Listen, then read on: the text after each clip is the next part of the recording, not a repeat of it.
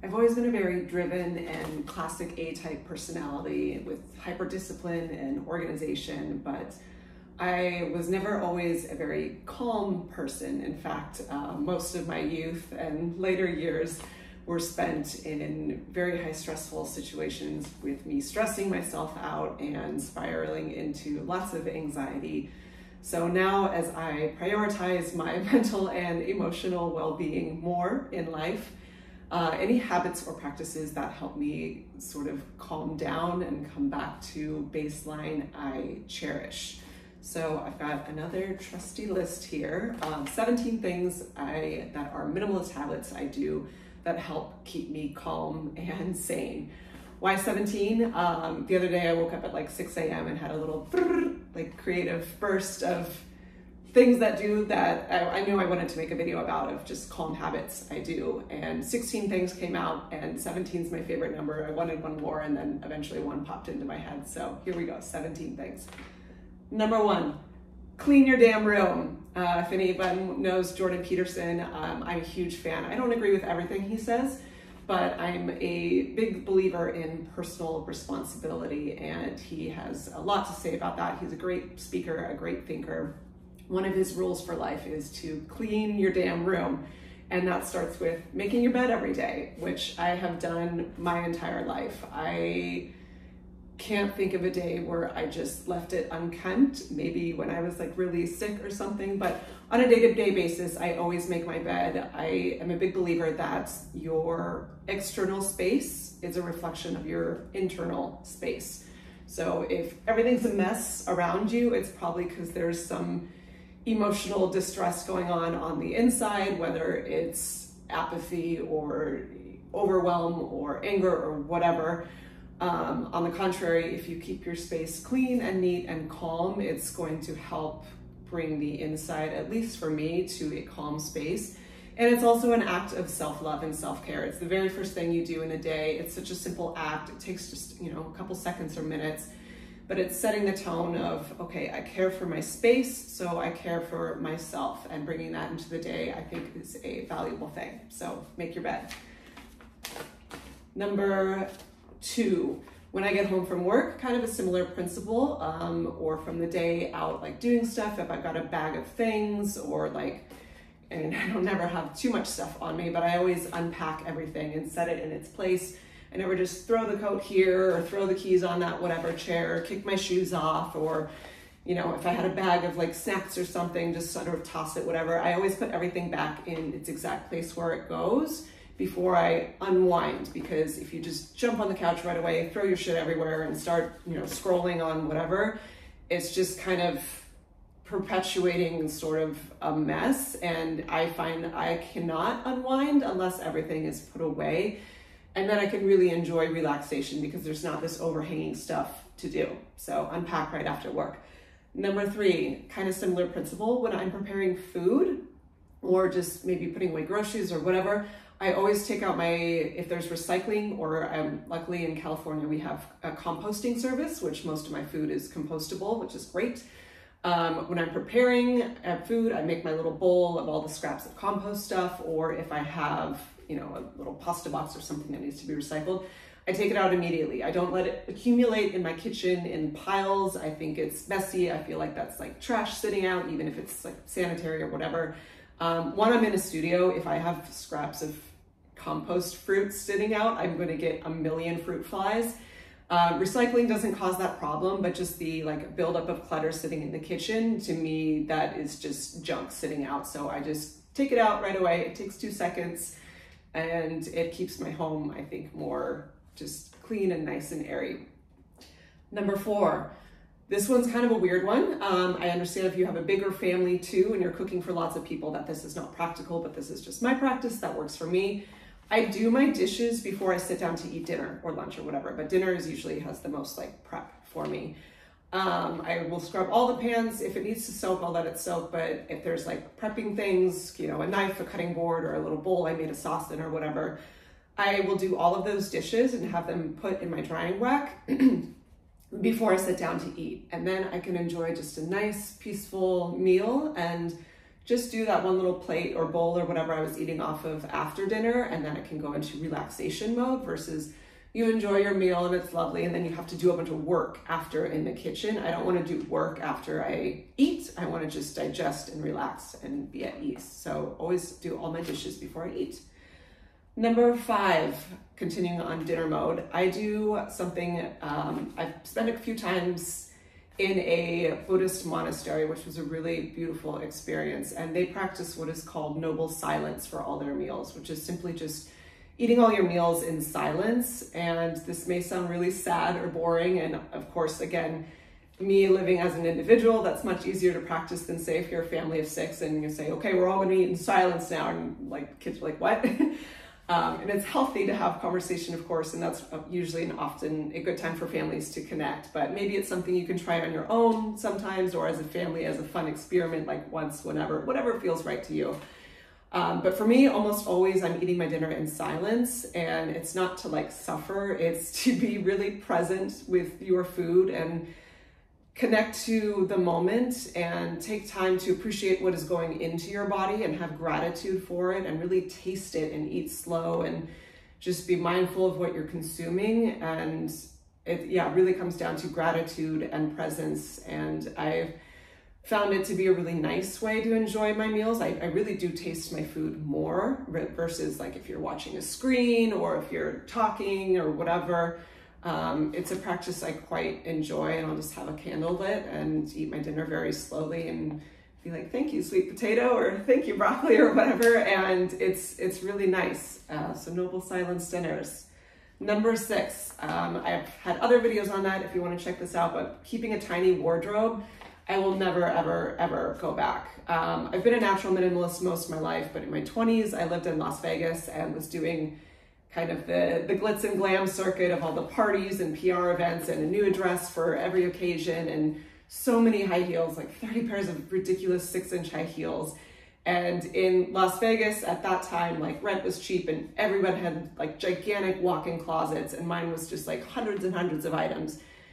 Do not live like that anymore. Now I have about 25 items, including shoes total, and I would never ever go back. Everything mixes and matches, dresses up or down, and can layer for whatever kind of weather. And I never have decision fatigue over, oh my God, what am I gonna wear? Because I've got the uniform on. I talked about this in my 21 Weird video. I'm always wearing some kind of crop top and leggings, mix and match, long sleeve, short sleeve, throw a jacket on, throw heels on, throw boots on, whatever.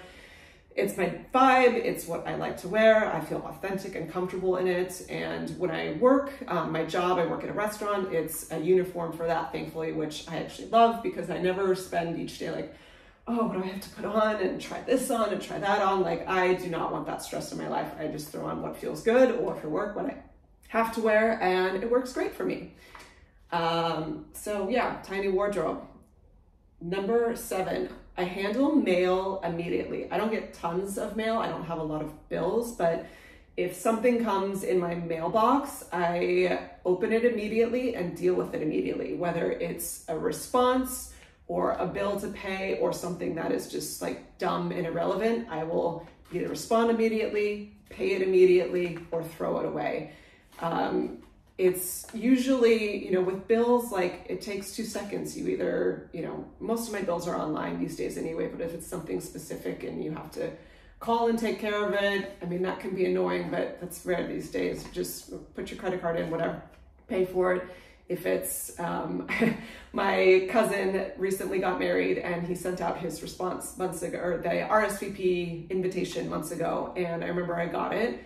And what are those, that's usually something you would like throw in a pile somewhere and let it accumulate. And it's this sort of like overhanging to-do thing that you don't want to deal with, but it's like really not hard. I got it. I was like, oh, cool. How exciting. I knew I was going to the wedding already because I know about it. I went online, I went to their little site, filled out the RSVP, and it took maybe 45 seconds. And then me being who I am, I took a little picture of their cute wedding photo and tossed it. Because I don't want it sitting around. And then it was off my to-do list immediately. And it was cute at their wedding on their little program. They had like fun facts about different guests, like, oh, this person came the furthest from France. And I made the program because I was the very first person to RSVP. But it's like, it's just one of those things where I think we can procrastinate on, be like, oh God, I'll get to that later. But it's like, if you do it in the moment, it's like 45 seconds and then it's off of your mental real estate. So mail gets dealt with immediately. Number 8, kind of similar thing. I delete emails and pictures and text threads and even video projects for this YouTube channel. As soon as they're uploaded and I know that the quality turned out fine, it's deleted, it's gone.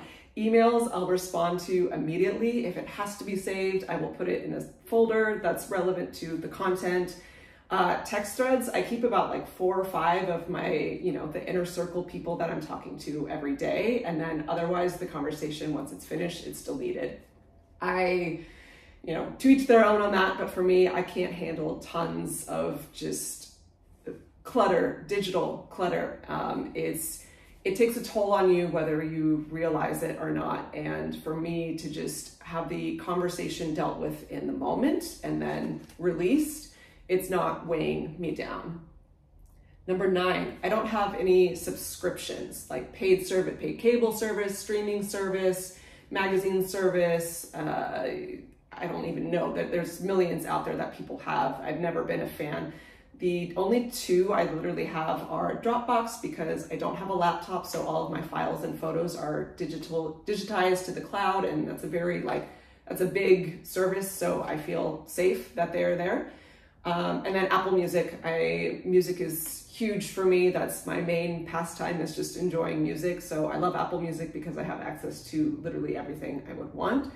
So just those 2 subscriptions, but other than that, no monthly paid anything. Obviously that saves me money, but it's also just less stuff, less distraction, less clutter, less bill to pay, less things clamoring for your attention.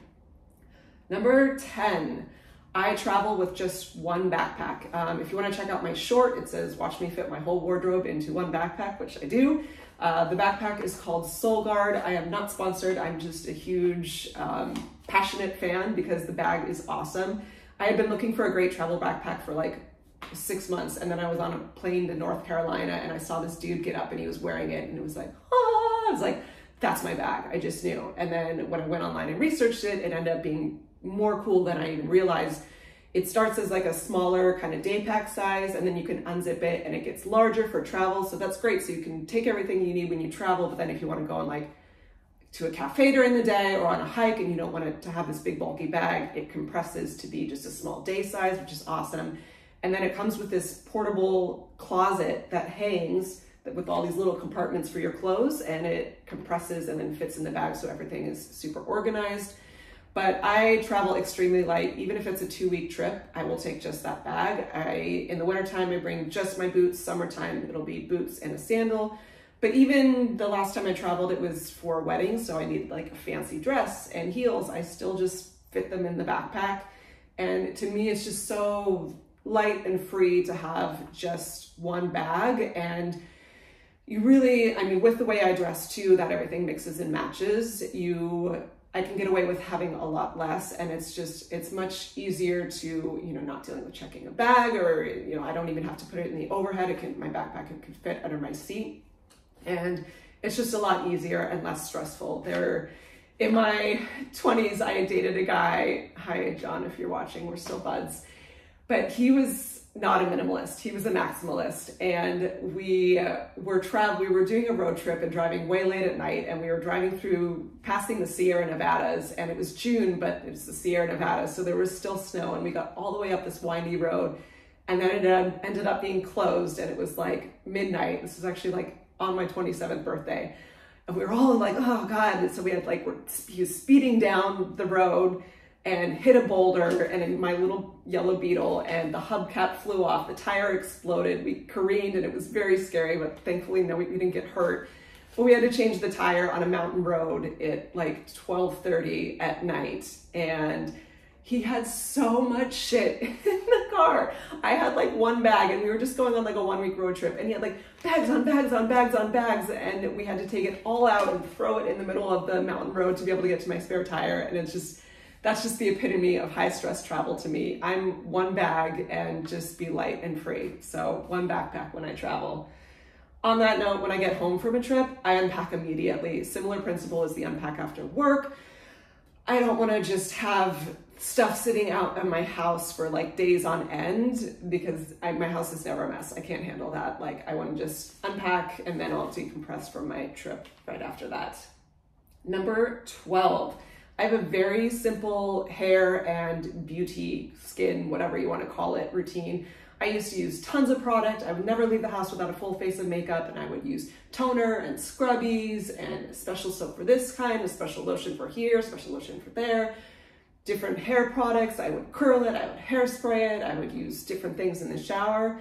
And now I use practically nothing. For my hair, I have a coconut oil soap that I wash it with once a week, and then I brush it, and that's it. You know, it's not maybe the greatest hair in the world, but it's how I like it.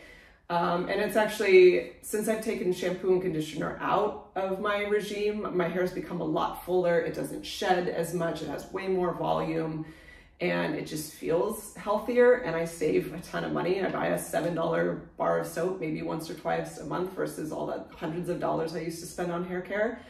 For my skin, I just splash it with cold water in the morning, and at night I use that same coconut oil bar of soap and lotion in the morning, but at night nothing because I just want to let it breathe, and that's it. And every once in a while I'll wear mascara if I want to feel, you know, a little dressed up, but that's the routine. I can get ready for anything in 5 minutes, and it's just a lot more freeing to me and simple and less stress to, you know, I used to spend hours like curling my hair and then teasing and hairspraying and like full, you know, 45 minutes on a full face of makeup. And I'm just not interested in doing that anymore. And it's liberating. I enjoy it.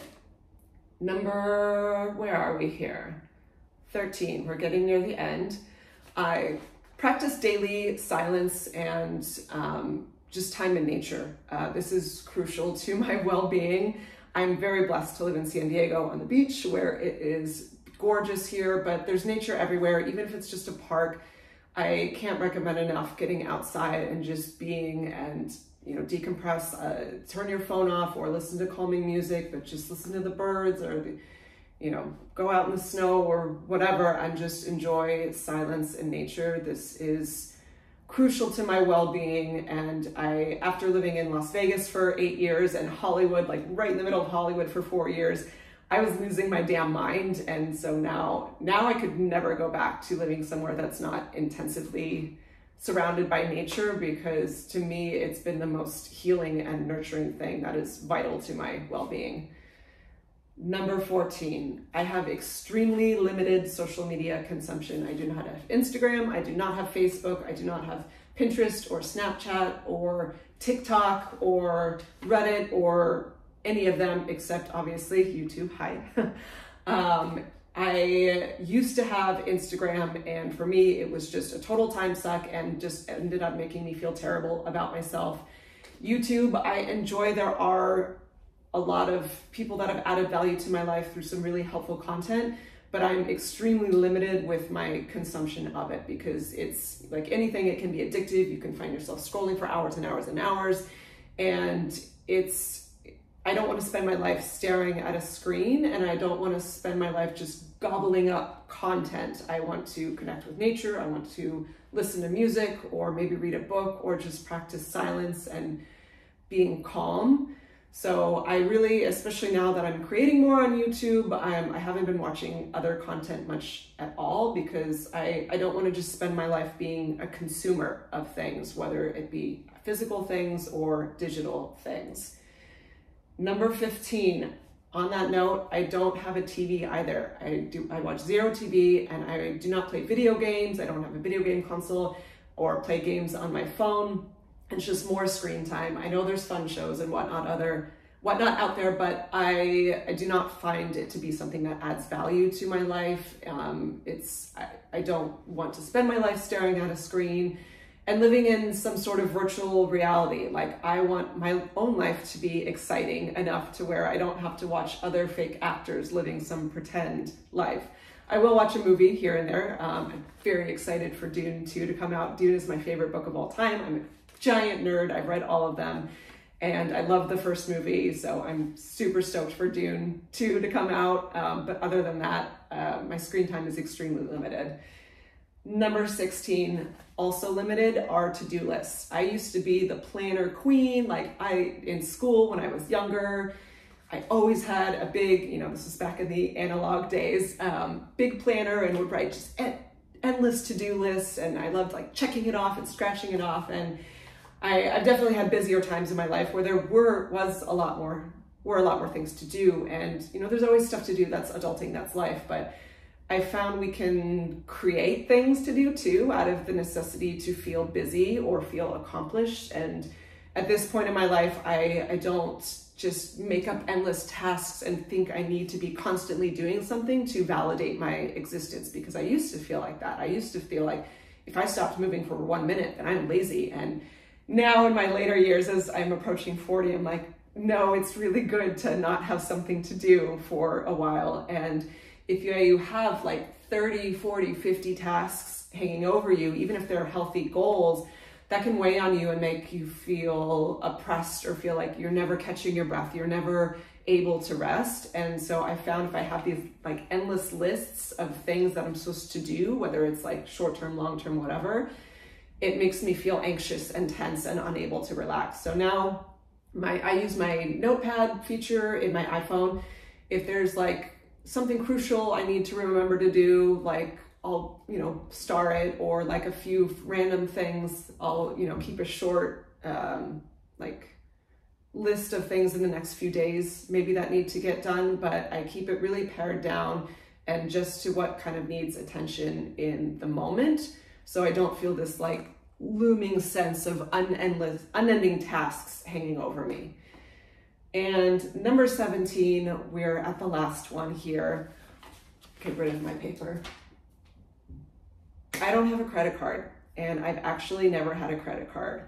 I'm an adult living in the world, surviving without a credit card, and because of that, I have no debt. So I am actually, if you want a good explanation of all the finances world on this, go to Dave Ramsey's channel.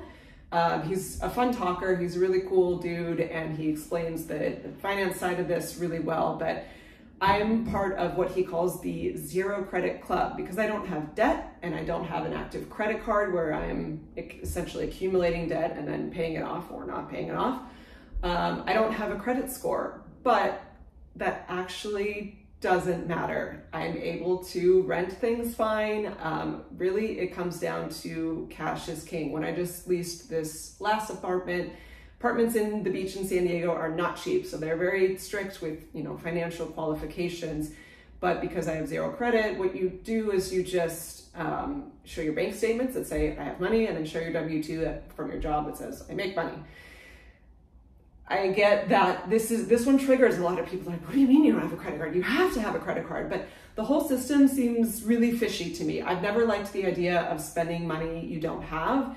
And interest rate, right? Like it's the credit card money companies don't want you to just, spend it and then pay it off right away. There are people that do that, but a lot of people get into a lot of trouble with it.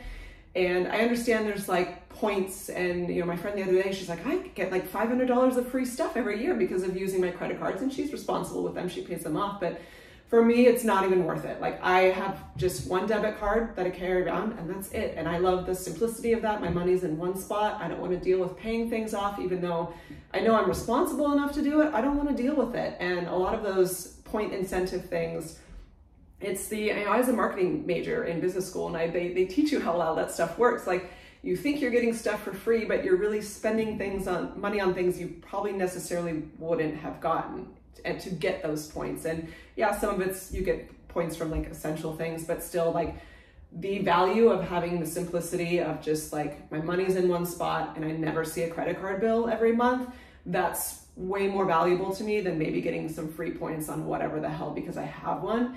And the whole system in general just kind of irks me. I don't agree with it. And I just don't like the idea of spending money that you didn't earn. I'm super old fashioned about that. But I remember like my freshman year of college, it was the early 2000s in the Bay Area, like height of the .com success. And every other day I was getting a credit card offer. I'm like, why am I getting this like offer to have spend 1,000, 2,000, 15, whatever, when I don't have a job? I'm a college student, like I'm living off student loans, my dad's still supporting me, and I'm just, you know, going to school and training competitive swimming full time. Like, why am I getting all this free money? Like, this doesn't seem right. And so I never got one, even though all my friends were getting one. And as I progressed into adulthood, everyone's like, oh, you have to get a credit card. I'm like, why? Like, I have a job and I make money and I pay for things with that money. It's just, the whole system of it seems weird. This is another Jordan Peterson, full circle here. Tenet is delayed gratification in this like Amazon Prime, scroll, scroll, scroll, gimme now, fast-paced society.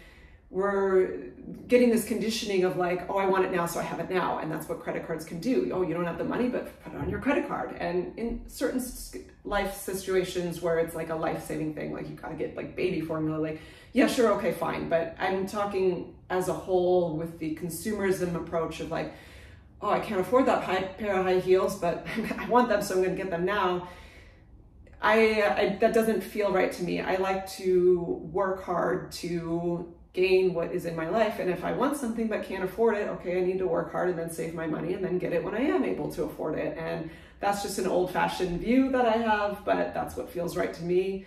And I really enjoy just never seeing a credit card bill, never knowing that that is looming over me, or that temptation to live outside of my means is looming over me. And it's just something that, you know, not having to worry about money is a gift that I truly, truly value, and don't ever want to put myself in a financially stressful position, because money is one of the most stressful things. And that's, I think, if you're simplifying your life, like starting with simplifying finances can be the first real relief that you experience, because it sucks to be stressed out about money. So yeah, that's the end of the list. Let me know if anything in here inspired you, or if you're like, I would never do that, this chick is crazy. I've been having fun interacting with you in the comments. It's great to hear from everyone. I'm very new to this, and lots of people are watching and giving positive feedback. So thank you. I really appreciate that. I'm going to do my very best to keep producing content that's either interesting or of some kind of value, or inspiring, or at least gives you a good laugh, because I'm a big weirdo. Yeah, thank you for watching, and I will see you in the next video. Bye.